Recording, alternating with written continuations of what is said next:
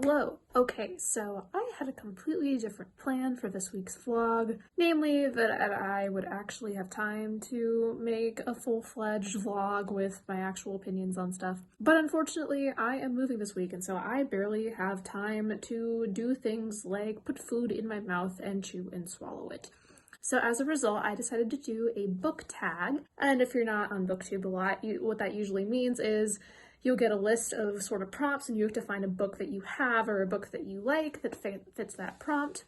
And the prompt I'm doing is, do I have that other book challenge? There was an original challenge called Do I Have That Book Challenge, obviously, but this one I think is just more fun to do, and so I'm skipping over the first one and going straight to this one. Number 1, do you have a book with a fox on the cover or part of the plot? I got all the other books ready and I forgot about number 1. Ugh. Okay, I'm back. I do have one. Redwall by Brian Jacques. If anybody has read the Redwall series, it's about anthropomorphic animals who act basically like sort of medieval humans who form an abbey together and live together as like monks and nuns, even though they don't seem to worship anything. Also, there's a lot of food. Like, a lot of food. They eat dinner like 5 times a day. And this is the first book in that series, probably the best known one, and it has 2 foxes who were characters. I won't say anything more because spoilers, but rest assured, there are 2 foxes and they are characters. Do you have a book that was published the year you were born or within a 3-year radius? Okay, I know, this is probably, using Harry Potter for any of these is probably considered cheating because it's such an easy response. But Harry Potter and the Sorcerer's Stone, or at least Harry Potter and the Philosopher's Stone as it was initially known, was published in 1997, which is within 3 years of when I was born. So, I'm sorry, it works. I am pressed for time. You are lucky that I am talking to you at all. I am so busy. So, there you go. Do you have a book with music as a weapon or magic? Yes, I do. So Homer Price by Robert McCloskey, who is better known for writing Make Way for Ducklings, which I also own, but it doesn't really work for this tag. This book is sort of a series of funny sketches, sort of a magical realism kind of vibe about a young boy whose name is Homer Price, and the book is definitely kind of dated. There are some rather stereotyped characters in here that would probably not fly today. I believe it was published in the 1930s or 40s. But the book has a lot of fun, like cultural and Greek mythology references because the protagonist's name is Homer.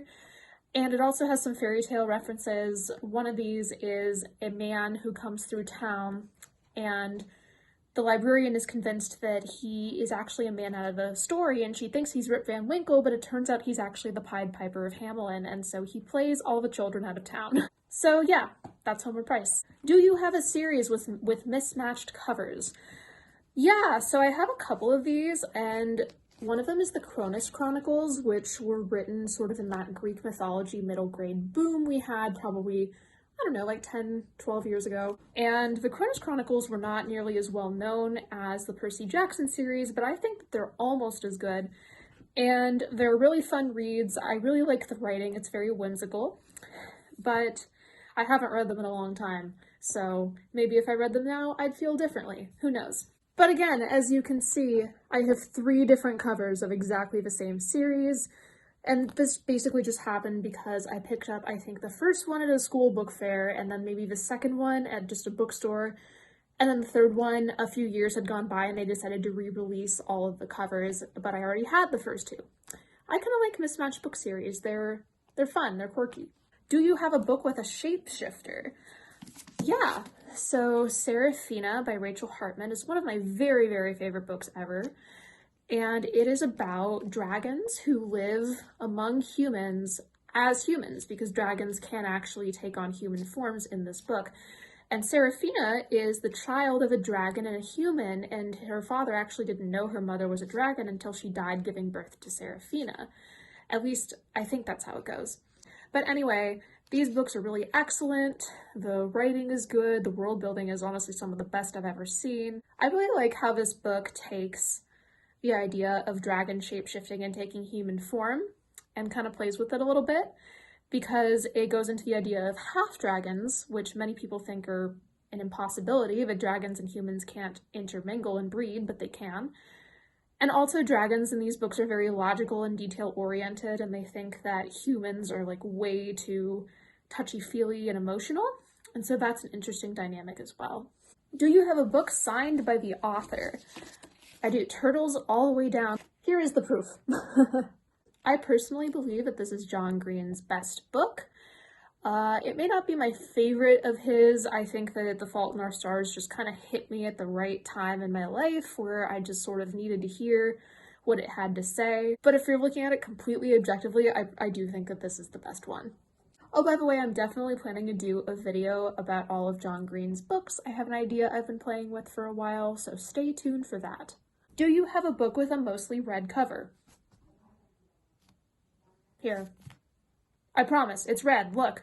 Jonathan Strange and Mr. Norrell is one of the longest books I've ever read, and it's extremely fun, despite the length. Sometimes a long book can be a bit draggy, but this book is really charming. It's sort of like a Dickensian sort of novel. It's like, what if Victorian England, or I think it's actually technically Regency England in this book, what if they had magic? And the author has clearly researched the time period very well. There's so many fun, clever footnotes about different magical escapades in English history, and those were almost more fun than the general story, but the general story is good as well. It does get a bit bogged down in some places, but overall, really fun. Do you have a book between 287 and 306 pages? Okay, so I think that the thing that makes me angriest about this question, not just that it's this extremely tight page range that you have to search through all of your books to see if you have, but what makes me really upset about it is that the first Harry Potter book is 307 pages, I think, or 309. It's like just over that. And so whoever made this question probably in their infernal little weasel mind made it so that you could not use the first Harry Potter book in this question, and that just makes me really mad because now I actually have to try. But fortunately, I came up with Book of 1,000 Days by Shannon Hale, which has exactly 306 pages. Take that. And this is one of my favorite Shannon Hale books. She also wrote the Princess Academy series, which I really love. This one is almost as good, not quite, but I remember really loving it and rereading it several times. Do you have a book with a main character who wears glasses? Well, the obvious one for this one could be a Harry Potter book, but I didn't want to do that twice in a row, so I just went with Fangirl by Rainbow Rowell. As you can see on the front cover, Kath is wearing glasses. And she does in the book too. So, there we go. Do you have a book with a title that has the same number of letters as your first name? Oh wow, I think that's gonna be a tough one for me. All right, fine. So if you're one of those stickler people who says, oh, but that's the same as your first name, that doesn't count, you have to find another book with the same number of letters. Bone by Jeff Smith. Ba-bam. Do you have a book with cybercrime or technology as a plot point? So I had to think about this one for a little bit. I don't read a lot of science fiction-y stuff, so I wasn't really sure if I'd be able to find anything, but I did remember I do have a couple of books in the Missing series, the first book being Found. And slight spoiler, because the first book, this is supposed to be kind of a surprise, but they involve time travel. And there are people from the future who give the protagonist special technology in order to complete their time-traveling responsibilities. So yes, technology is kind of a plot point because it's the whole reason that the plot exists in the first place. So maybe that's not what is intended by this prompt, but I'm going to make it count. Do you have a book written in another language or translated to English? I want to be a translator, so that would honestly be pretty sad if I didn't have one. The one I'm deciding to feature is How to Fall in Love with a Man Who Lives in a Bush by Emmy Abrahamson. And this book is translated from Swedish, I believe, into English by Nicola Smalley. This book is a really fun and enjoyable sort of off-kilter romance about a woman who works as an English teacher but wants to be a writer. She just can't think of anything interesting to write about that hasn't been done before.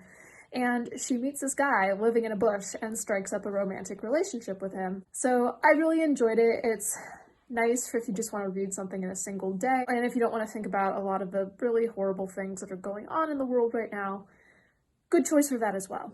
Do you have a book written by an Asian author? So I'm assuming for this one you're allowed to use Asian American authors rather than like simply authors that are strictly from Asian countries.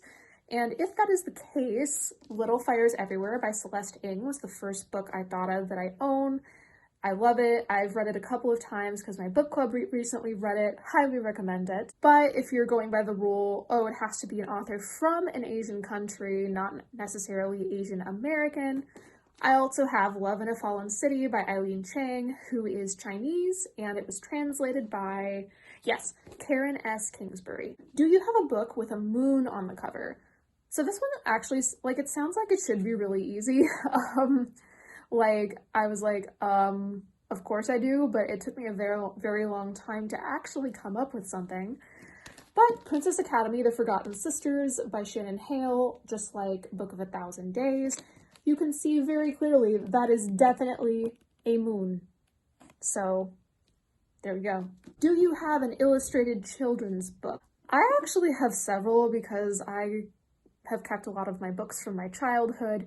And so I just was thinking about which one I wanted to show on video.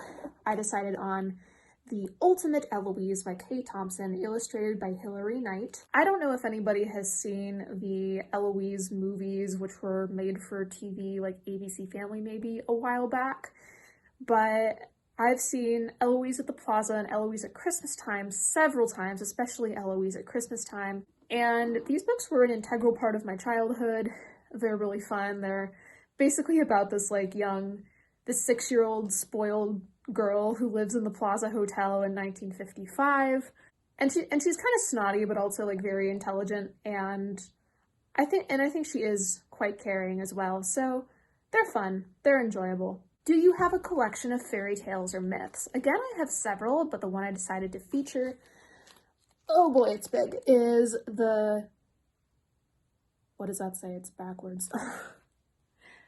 Is The Serpent Slayer. This book, The Serpent Slayer, is a collection of several different fairy tales from countries all over the world that are very well illustrated and also are all about strong women. And most of them are tales that have not been made into Disney movies and are not commonly told now, but they're so, so fun to read.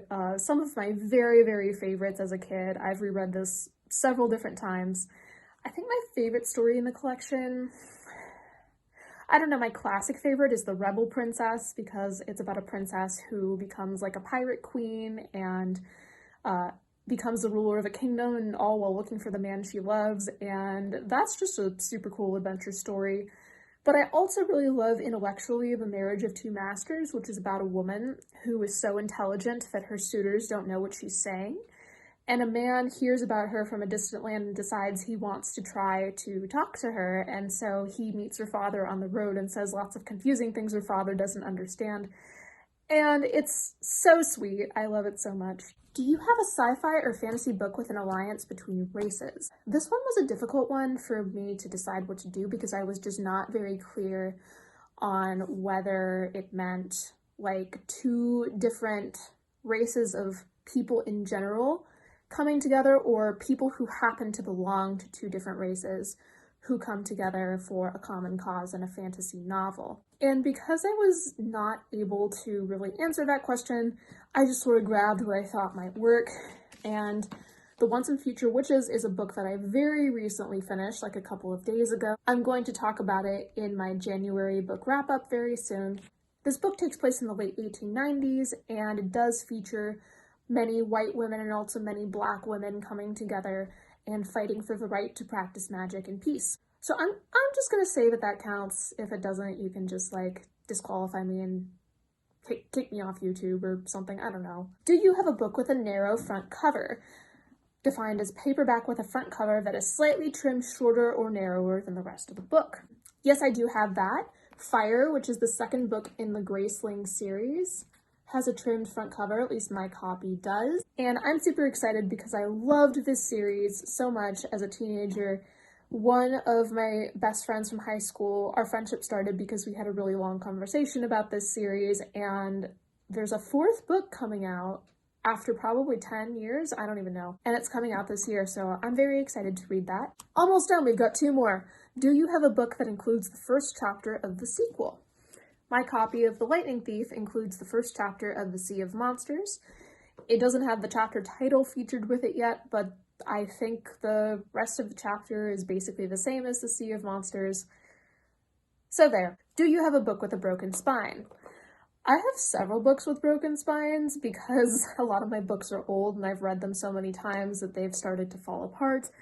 But the one I pulled is Enchanted by Gail, Carson, Levine, one of my very favorites from my childhood. You can see that the spine is really not in very good shape, nor is the rest of the book. Water has been spilled upon it. Food has been spilled upon it. The pages are wrinkled.